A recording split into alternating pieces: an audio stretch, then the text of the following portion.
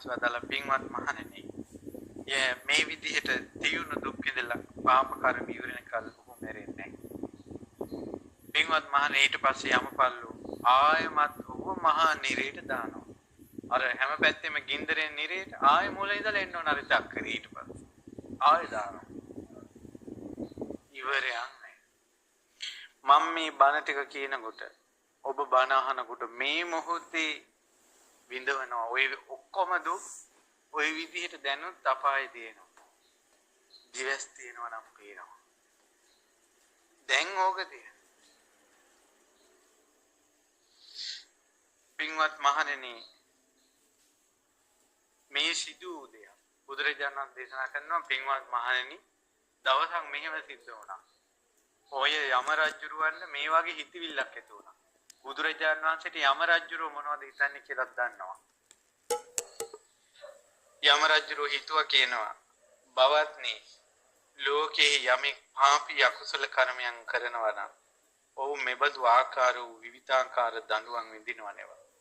යම රජුරෝ දකින්නවනේ මේවා විඳිනවා.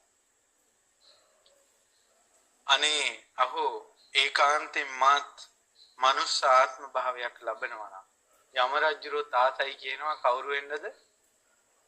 මිනිස්සෙක් වෙන්න ආසයි කියනවා. යම රජුරෝ තාතයි කියනවා මිනිස්සෙක් වෙන්න.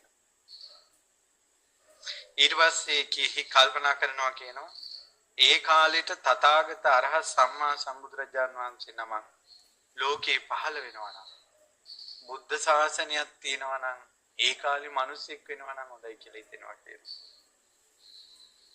ඒ අරහත් සම්මා සම්බුදුරජාණන් වහන්සේ මට ඇසුරු කරන්න ලැබෙනවා නම් ඒ ධර්මයේ මටත් අහන්න ලැබෙනවා නම් බුදුරජාණන් වහන්සේ මටත් බණ කියනවා නම් අනේ ඒ ධර්මයේ අවබෝධ කරනවා නම් මම ආයේ කවදාවත් සතර අපායේ වැටෙන්නේ නැති වෙන්නේ.